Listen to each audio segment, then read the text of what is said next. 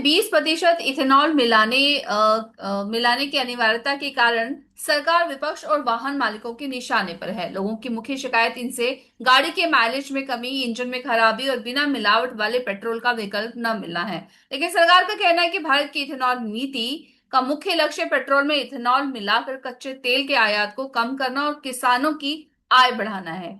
ये नीति जैव ईंधन पर राष्ट्रीय नीति के तहत आती है। इस मामले में आखिर क्या है सरकार की नीति, इस पर बात करने के लिए हमारे साथ जुड़ रहे हैं हमारे पर्यावरण एक्सपर्ट गुंजन मिश्रा जी। गुंजन जी, आपका हमारे प्रोग्राम में बहुत बहुत स्वागत है। पहला सवाल तो ये कि जिस तरह से ये पूरा विवाद हो रहा है, लोग जो हैं एक चिंता जता रहे हैं, इस पर आपका क्या कहना है? देखिए मैम, चिंता लोगों की जो है वो स्वाभाविक सी बात है। देखिए, मशीनरी जो है, अगर आप उसको देखें, फॉर एग्जांपल मैं देखूं, अगर उसको ह्यूमन बॉडी के साथ आप एक कंपैरिजन करें, तो ह्यूमन बॉडी और मशीन ये बिल्कुल एक सिमिलर पैटर्न पे काम करते हैं, सिमिलर प्रिंसिपल पे काम करते हैं। कि मशीन के लिए आपको खाना चाहिए ऑयल के रूप में, है ना, और जो ह्यूमन बीइंग है उसको खाना चाहिए अनाज के रूप में। तो ये जो एक ह्यूमन बीइंग और मशीन का जो आपस में सिमिलरिटी है, इसको भी हमको कंसीडर करना चाहिए। और हमको मशीन को सही तो ये है कि हमको थोड़ा सा स्पिरिचुअल भी होना चाहिए, और थोड़ा सा हमको एक बौद्धिक स्तर पर भी हमको सोचना चाहिए कि हमारे यहाँ ये कहा गया है सनातन धर्म में कि कोई भी पदार्थ, कोई भी कण निर्जीव नहीं है। इस दुनिया में, इस ब्रह्मांड में कोई भी कण निर्जीव नहीं है। हर चीज जीवंत है अपने आप में। तो जब हर चीज जीवंत है, तो हमको ये चाहिए कि हमको जो नेचर के रूल हैं उनको जरूर हमको फॉलो करना चाहिए। और तभी हम एक सह अस्तित्व के भावनाओं के साथ, एक सह अस्तित्व के सिद्धांत के साथ, नेचर को फॉलो करते हुए अपने आप को हम स्थापित कर पाएंगे यहाँ पर, इस धरती पर।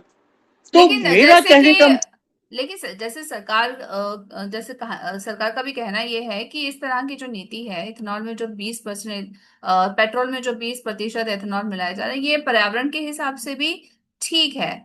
पॉल्यूशन इससे कम होता है।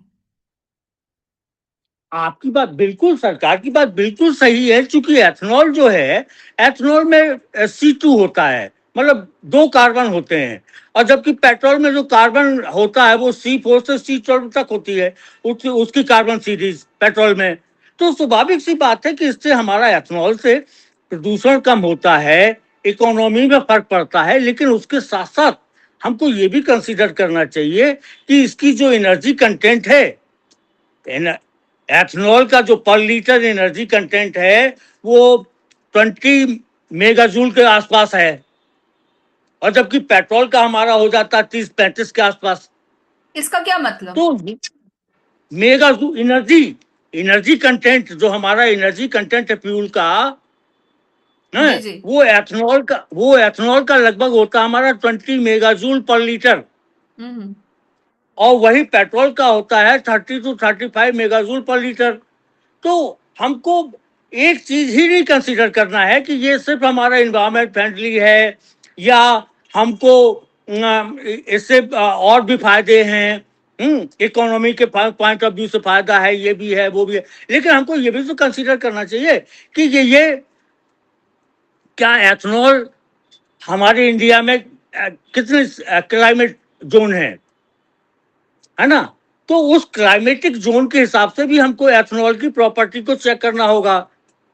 ऐसा तो नहीं कि एथेनॉल पता चला कि जो हिली एरियाज हैं, जहां पे 6 महीने बर्फ रहती है, वहां पे एथेनॉल जम जाएगा। क्योंकि इसकी जो हाइड्रो पावर होती है, या जो वाटर एब्जॉर्बेंट कैपेसिटी होती है, इसकी काफी ज्यादा होती है लेकिन पेट्रोल लेकिन की। बिल्कुल, जैसे आप बता रहे हैं कि जैसे पहाड़ी इलाके हैं वहां पे इथेनॉल जो है वो तो जब वहां पे सर्दियां होंगी तो वो जमने की स्थिति, तो उससे क्या नुकसान हो सकता है पर्यावरण के हिसाब से, अगर आप बताएं तो?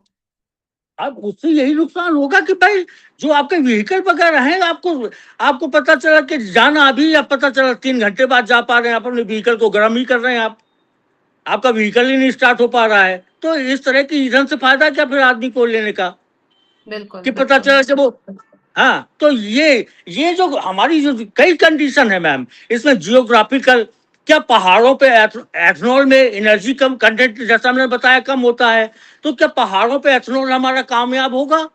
क्योंकि पहाड़ों पे तो बहुत लंबी लंबी रैंप चढ़नी होती है, ढाल चढ़नी होती है, उतरनी होती है और दूसरी बात जगह यह है जगह। कि अगर अगर हम पहाड़ी इलाकों की भी बात करें, जो कि आप बोल रहे हो, और अगर उसमें जो वाहन जो चला रहा है, गाड़ी जो चला रहा है, अगर उसकी गाड़ी जो है वो अननेसेसरली उस जगह पे खराब हो जाती है जहां पे खराब होने की संभावना उसको नहीं थी, तो इससे तो और डेंजरस स्थिति पैदा हो सकती है ना।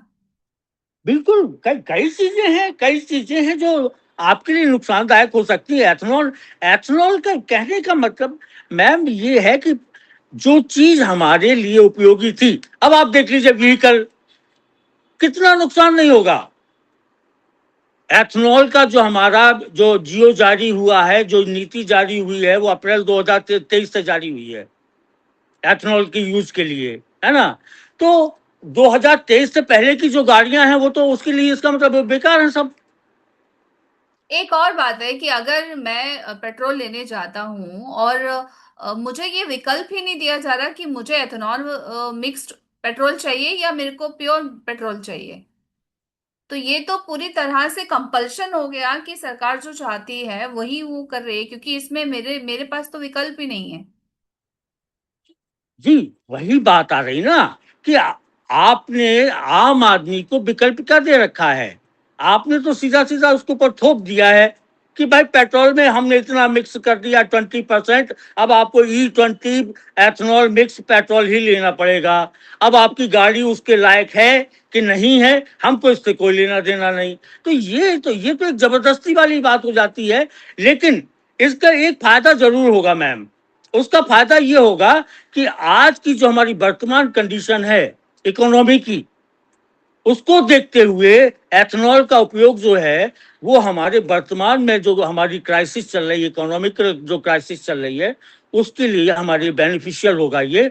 और अगर ये पूरी तरह से हमारा सिस्टम में एप्लीकेबल हो जाता है तो एथनॉल यूज करने में कोई बुराई थोड़ी है। लेकिन हाँ, उससे एक ये भी होंगे कि उसका उसका जो इम्पैक्ट होगा वो एग्रीकल्चर पे कहीं ज्यादा होगा। पानी, अब जैसे आपका शुगर केन है, शुगर केन आपकी वाटर इंटेंसिव क्रॉप जी है ना? और एथनॉल जो बनेगा वो आपका इसी से बनेगा, शुगर केन से ही बनेगा ज्यादातर।